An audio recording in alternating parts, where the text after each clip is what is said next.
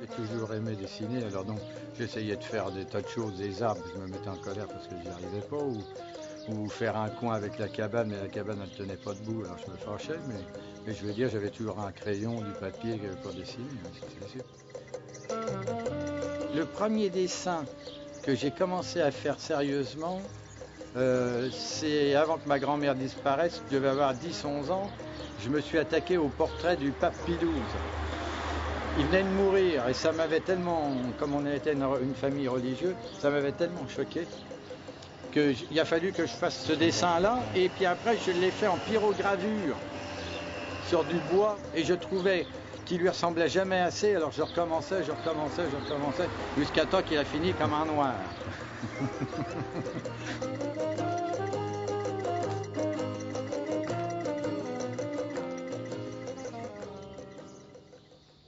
À 10 ans, j'ai voulu devenir artiste peintre. Ça a été ma décision. Après, je me suis toujours intéressé à tout ce qui était dessin, tout ce qui était dans les musées, tout ce qui était fait par quelqu'un, quoi, tout ce qui était œuvre d'art, quoi. Les châssis, tout ça, c'est vraiment à l'âge de 15 ans que j'ai commencé à toucher à ça. Faire mon premier tableau à la peinture à l'huile. C'était ici à Troyes, c'était des rues de Troyes d'ailleurs. Ce sont des rues de Troyes. C'est un artiste local, un type d'ici, André Roman, bien connu des Troyens de cette époque-là, qui lui peignait beaucoup de rues de Troyes, même des rues d'autres villes, et qui m'a vraiment donné, en voyant ces tableaux, ces expositions, que j'ai voulu devenir artiste peintre. Enfin, faire comme lui. À l'époque, comme j'étais gamin, je voulais faire comme lui. Et je me suis dit, un jour, je ferai pareil que lui, j'arriverai à en faire autant.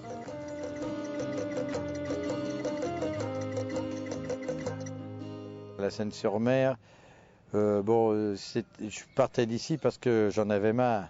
Et si je partais d'ici parce que j'en avais marre, c'est que j'avais une bonne raison. Profondément, le grand désespoir que j'ai eu, moi, dans ma vie, c'est de perdre mon frère jumeau. Et ça m'avait complètement cisaillé. 28 ans, sans m'expliquer que c'était inadmissible, sans m'expliquer rien du tout, j'ai été pendant 20 ans où j'ai eu les 4 fers en l'air, quoi. Donc je suis parti à la Seine-sur-Mer et j'avais toujours l'habitude de tout faire avec quelqu'un, tout le monde, il y avait toujours quelqu'un qui contribuait à ce que je faisais. Et il a fallu que je me reconstruise vraiment parce que, il fallait que j'arrive à vivre tout seul, quoi. Je partais là-bas, le soleil, tout était beau. Ici, c'était dur, il faisait pas beau, il faisait gris, il pleuvait.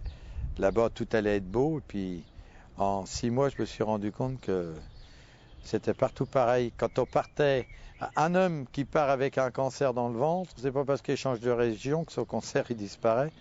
Donc là, c'était pareil pour moi. Ma maladie que j'avais, elle n'était pas disparue, quoi. Hein, je partais avec, quoi. Donc la réalité, elle allait revenir là-bas exactement de la même façon. Mais là-bas, j'ai trouvé la force de lutter, quoi. Alors là, je me suis battu énergiquement en disant non. Moi, je suis quelqu'un qui veut se construire et qui veut vraiment déjà penser qu'il faut que ce soit moi qui soit solide, gai, heureux, pour pouvoir le transmettre dans ma peinture. Autrement, je ne le transmettrai jamais. Le carton, il s'est imposé par manque d'argent. J'ai décidé, à un certain moment de ma vie, de me donner les moyens de peindre. C'est pas parce que j'avais pas d'argent que je pouvais pas peindre. Ça, c'était un faux prétexte. C'était pas ça. Il y avait tout ce que je voulais autour de moi. Puis un beau jour, en me promenant, j'ai dit, mince, regarde les beaux cartons, les beaux supports. Et j'ai commencé à les ramasser. Et je me suis dit, mais c'est illimité, ça, quoi. Les gens comme font. Je peux en peindre 10, 15, 20 par jour. Puis après, je me suis dit, il ne faut plus jamais que je manque de peinture. Donc après, j'ai trouvé un débouché pour du pigment, pour des pigments. Et donc, chez un grossiste, et j'ai acheté le kilo vraiment rien du tout. Donc, j'en avais acheté une quantité et j'ai pu peindre au moins pendant 2 ans avec autant de cartons que j'ai voulu. Ça faisait un moment que ça me trottait dans la tête de faire de la sculpture, mais comme j'emploie pas ni de perspective ni de volume, je me suis dit, je sais pas comment je vais faire. Et c'était encore tout cuit, quoi. En mettant des plaques les unes contre les autres, ça faisait On pouvait voir devant, on pouvait voir derrière la même chose. C'était tout à fait ce qui correspondait à mes tableaux.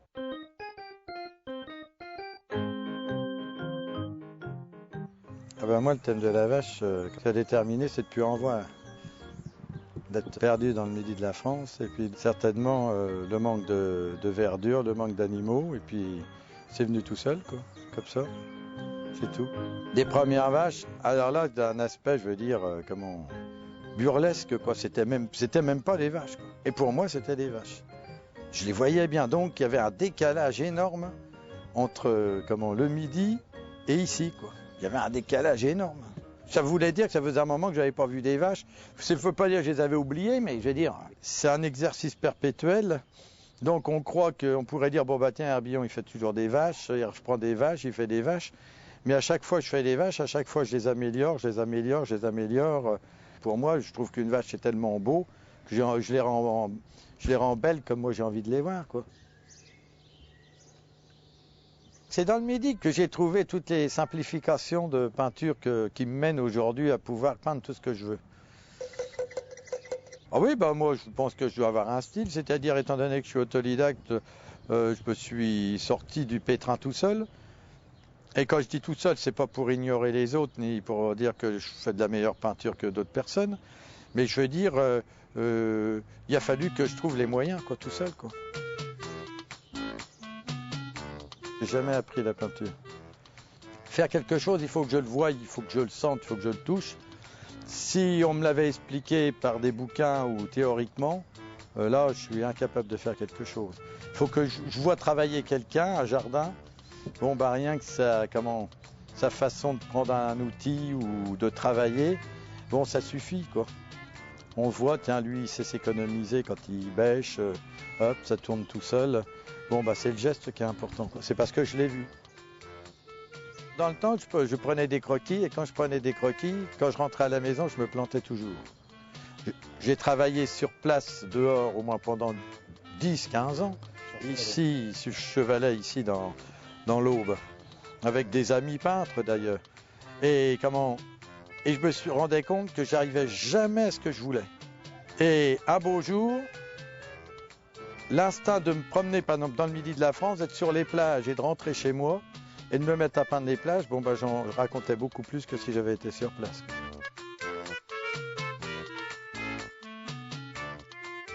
Pour faire un tableau, je ne veux surtout pas savoir comment je vais faire. Si c'est trop construit dans ma tête, le tableau il est fini, je ne peins pas. C'est d'ailleurs pour ça, si je fais des croquis préparatoires, je vais en faire 1, 2, 3, 4, 5, et puis le jour que je vais arriver sur la toile, je vais me dire, j'ai plus rien à dire, je l'ai fait, c'est fini. C'est passé. Je range, j'ai vu par exemple un bout de hangar agricole avec un arbre à côté, je rentre, il n'y a que ça qui tient pour faire le tableau. Si ça se trouve, je ne vais même pas faire ça, mais alors ça démarre tout de suite. Ça commence, il y a une usine par exemple, et puis bon, qu'est-ce que je vais bien mettre avec, quoi. Je reprends mes jambes, je descends, je vais voir les usines, je vais à droite, je vais à gauche, tout d'un coup, chose tout à fait normale, une cheminée. Tiens, oh, la cheminée, oh, elle va me servir celle-là. Je me promène, oh, la cabane de jardin, c'est vrai que les usines, les jardins, je vais intégrer la cabane de jardin. Et puis ça y est, ça se construit. Et après, j'arrive à créer des ambiances comme ça, avec des terrains vagues devant, comme on appelait, nous, c'était l'homme qui le dessinait en marchant, parce que tout le monde passait là, de l'autre côté, ainsi de suite. Les grandes herbes folles, un peu, quand on était gamin, qui étaient aussi hautes que nous. Et puis, sous l'abri, là, on peut dire c'est une cabane, mais c'est plus un abri qui servait un peu à tout le monde, quoi, ou quand il pleuvait, en attendant un peu là, ou à droite, à gauche, et puis bon, ça démarre comme ça, quoi. Pour moi, c'est tout ça qui passe dans ma tête à ce moment-là.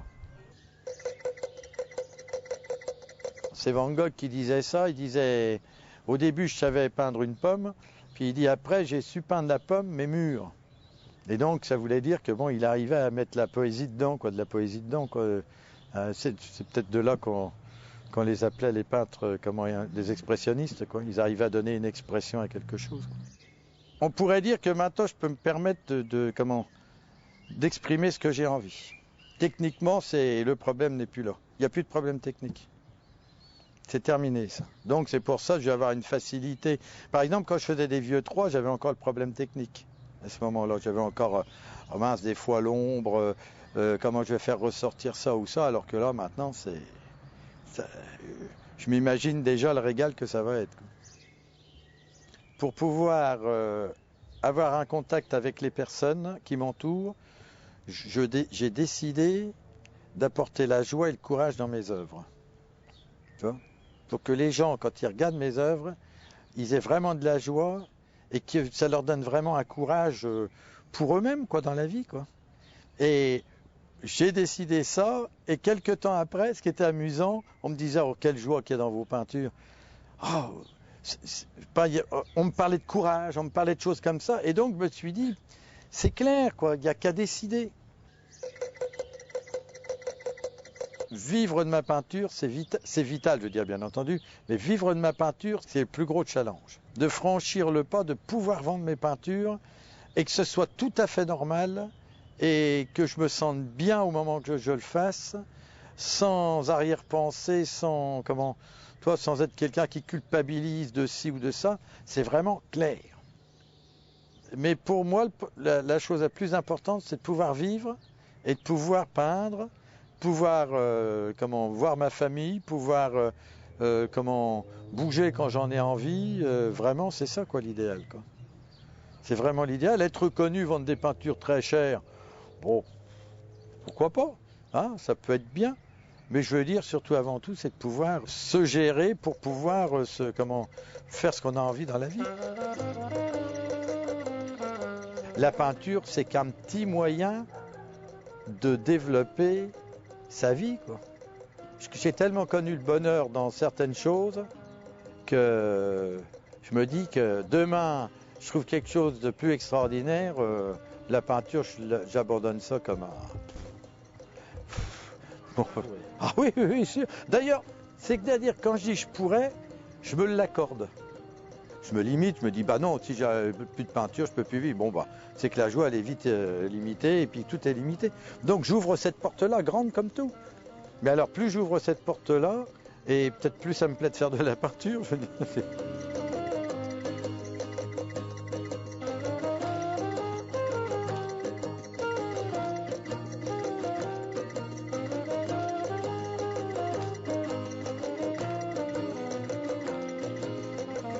tout ce que je sais, c'est que revenir à Troyes, c'est un tellement grand bonheur que il y a quelque chose qui a dû bouger, quoi. Tellement que je suis heureux d'être ici, de voir tout ce qui m'entoure. J'aime à nouveau tout ce qu'il y a ici, comme je ne l'ai jamais aimé d'ailleurs. Hein, et donc, ça c'est un grand soulagement, c'est extraordinaire.